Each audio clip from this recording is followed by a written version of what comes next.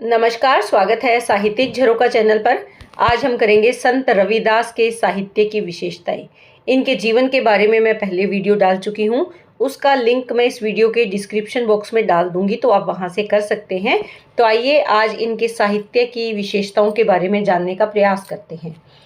देखिए, सबसे पहले अगर हम बात करें तो संत रविदास का जन्म लगभग 600 वर्ष पूर्व हुआ। और कब हुआ?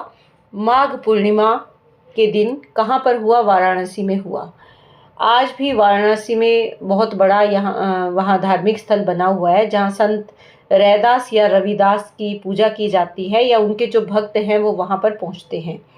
इनका जन्म मोची कुल में हुआ, यानी इनके पिता चमार जाति से संबंधित थे और मोची का काम करते थे। जन्म मोची कुल में जन्म लेने के कारण जूते बनाना उनका पैतृक व्यवसाय था। और जैसा कि इनके जीवन परिचय से हम जानते हैं कि इनको अपने कार्य से बहुत अधिक प्रेम था। ये व्यर्थ के ढोंग आडंबर को भक्ति में शामिल नहीं करते थे, बल्कि अपने काम के साथ ईश्वर को याद करने को ही ये भक्ति मानते थे। और इस व्यवसाय को ही उन्होंने भक्ति साधना एवं ध्यान विधि बना डाला। कार्य कैसा भी हो, यदि आप उसे ही परमात्मा का पूरा ध्यान बना लें तो मोक्ष सरल हो जाता है। और ये बात हमें संत रविदास के चरित्र से या रैदास के चरित्र से हम जान सकते हैं। अब अगर इनके साहित्य की विशेषताओं के बारे में देखें, देखिए इनका जो साहित्य है वो गुरु अर्जुन देव जी द्वारा संकलित किया गया गुरु ग्रंथ साहिब में। वहाँ पर जो इनकी वाणी है उसके आधार पर अगर हम देखें तो उसमें सामाजिक कुरीतियों का विरोध मिलता है। महान संत समाज सुधारक के रूप में ये सामने आए, और एक साधक तथा कवि के रूप में रैदास ने जीवन पर्यंत छुआछात, ऊंच नीच, जातिवाद जैसी कुरीतियों का विरोध करते हुए समाज में फैली तमाम बुराइयों के खिलाफ पुरजोर आवाज उठाई और उन कुरीतियों के खिलाफ निरंतर कार्य करते रहे। समस्त भारतीय समाज को भेदभाव से ऊपर उठाकर मानवता और भाईचारे की सीख देने वाले 15वीं सदी के महान समाज सुधारक संत रैदास जी को जो चेतना प्राप्त हुई वह तन मन के भेद से प्रतिबद्ध नहीं बल्कि मुक्त है। ये तन मन का भेद स्वीकार नहीं करते, बल्कि इस भाव से ये मुक्त है, क्योंकि ये मानते हैं कि सब एक ही ईश्वर की संतान है। तो उसे हम जातिवाद के रूप में या छुआछात के रूप में अगर देखें, उसे हम ऊंच नीच के दृष्टिकोण से देखें तो ये गलत है। इन्होंने इन कुरीतियों का विरोध किया और प्रत्येक मानव को ईश्वर की संतान के रूप में देखा। उसके बाद अगर देखें योग मार्ग का समर्थन, देखिए संत रैदास या रविदास दोनों ही नाम से जाना जाता है इनको। इन्होंने आध्यात्मिक ज्ञान अर्जित करने के लिए समाधि, ध्यान और योग के मार्ग को अपनाते हुए असीम ज्ञान प्राप्त किया, और अपने इसी ज्ञान के जरिए पीड़ित मानवता, समाज एवं दीन दुखियों की सेवा के कार्य में ये जुट गए। उन्होंने अपनी सिद्धियों के जरिए समाज में व्याप्त जो आडंबर थे, अज्ञानता थी, झूठ का सहारा जो समाज के लोग ले रहे थे, मक्कारी जो उनके स्वभाव में आ गई थी, तथा अधर्मिता का भंडाफोड़ करते हुए समाज को जागृत करके नई दिशा देने का प्रयास इन्होंने अपनी वाणी के माध्यम से या अपने काव्य साहित्य के माध्यम से किया है। ये ढोंग और आडंबर के विरोधी थे, और योग द्वारा यानी ध्यान का मार्ग करना, संत साहित्य में जितने भी संत हुए हैं, संत काव्य धारा में, वो योग को महत्व देते हैं। वो मानते हैं कि परमात्मा कण कण में वास करता है। उसी मार्ग पर संत रैदास या रविदास भी चल रहे थे, और इन्होंने माना था कि केवल ध्यान साधना, अपने कार्य में लीन रहते हुए अपने प्रभु का ध्यान या साधना करके भी हम ईश्वर की प्राप्ति कर सकते हैं। कर्म को महत्व, रविदास के अनुसार जाति या वर्ण के अनुसार कोई भी व्यक्ति पूजनीय नहीं होता। यानी अगर कोई अपने आप को उच्च जाति का समझता है तो वो समाज में पूजनीय हो, ऐसा जरूरी नहीं है। ये मानते हैं इन्होंने, जैसे कबीर के समान जाति की अपेक्षा ज्ञान को महत्व दिया। कबीर की वाणी भी इसी प्रकार की है। उन्होंने भी जातिवाद का खंडन किया है और वो ज्ञान को महत्व देते हैं।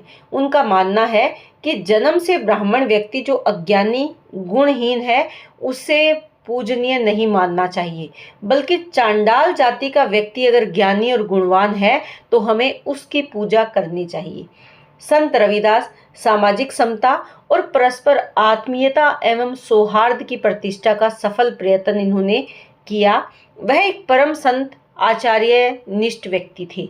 उनके अनुसार मनुष्य का कर्म ही उसका चरित्र निर्धारण करता है। तो इससे हमें क्या पता चलता है? कर्म यानी काम, काम को महत्व दिया। हम अगर काम के प्रति पूर्ण निष्ठावान हैं तो हम अपने चरित्र को उच्च बना सकते हैं। संत रविदास किसी भी काम को छोटा बड़ा नहीं समझते, बल्कि वो मनुष्य के कर्तव्य में उसे या उसके कर्म को वो महत्व देते हैं। संत रविदास जो भारी आडंबर हैं उनका विरोध करते थे। वह दिखावा और पाखंड का विरोध करते हुए पाखंडियों को फटकार लगाते हुए अपनी वाणी में क्या कहते हैं? माथे तिलक हाथ जपमाला जग ठगने को स्वांग बनाया। कि माथे पर तिलक लगा लेना, हाथ में माला रखना, जिससे जाप कर रहे हैं, ये संसार को ठगने का एक स्वांग है, ढोंग है।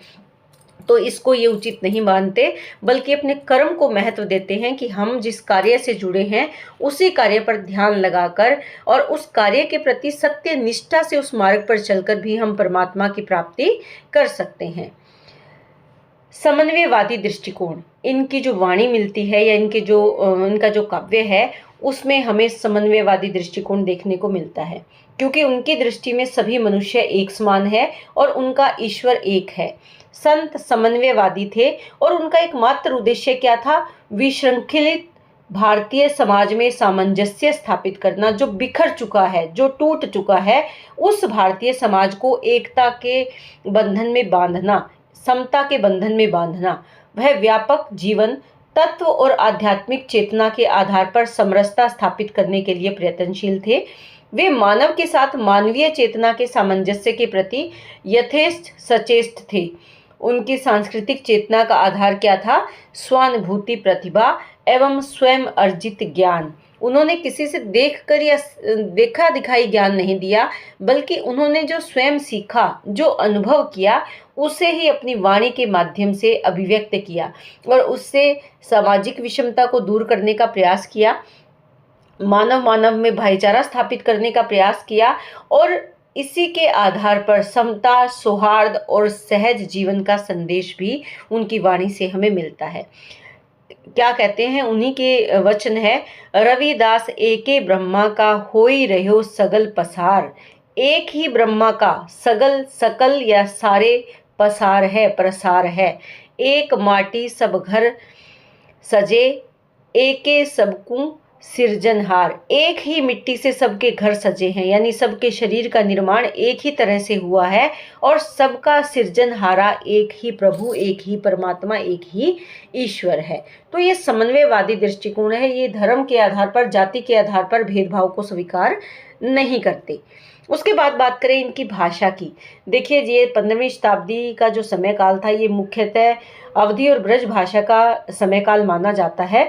तो इनकी प्रमुख भाषा ब्रज भाषा रही, लेकिन मुगल शासन था, इसलिए अरबी फारसी की शब्दावली का प्रभाव भी इस काल के साहित्य पर या इनके साहित्य पर देखा जा सकता है। लेकिन अन्य जो लोक प्रचलित शब्द हैं, जैसे अवधी है या उस समय जो पंजाबी, गुजराती, मराठी शब्दावली चल रही थी, जो लोक भाषा के शब्द हैं, वो भी इसमें कहीं ना कहीं इन्होंने सम्मिलित किए हैं। अपने भावों की अभिव्यक्ति के लिए इन्होंने अपनी भाषा को तोड़ने मरोड़ने में कोई परहेज नहीं किया, कोई संकोच नहीं किया। जैसे कबीर ने नहीं किया, वही तरीका इन्होंने अपनाया। इनके काव्य में प्रसाद और माधुर्य गुण हैं तथा जो अलंकार हैं वो स्वाभाविक रूप से इनका प्रयोग हुआ है। क्योंकि देखिए, ये भक्त हैं, लेखक नहीं है, कवि नहीं है। कविता इनका सहज रूप से इनके भावों में अभिव्यक्त हुई है। इनके भाव काव्य के रूप में सहज रूप से अभिव्यक्त हुए हैं। इन्होंने कहीं पर भी अपनी विद्वता का प्रदर्शन करने के लिए काव्य को नहीं चुना, बल्कि समाज को सही मार्ग, सही दिशा देने के लिए काव्य को इन्होंने अपनाया है। तो उम्मीद करती हूँ कि प्रश्न आपको बहुत अच्छे से समझ में आया होगा। बहुत बहुत धन्यवाद। इसी तरह चैनल से जुड़े रहें, लाइक करें, शेयर करें, सब्सक्राइब करें।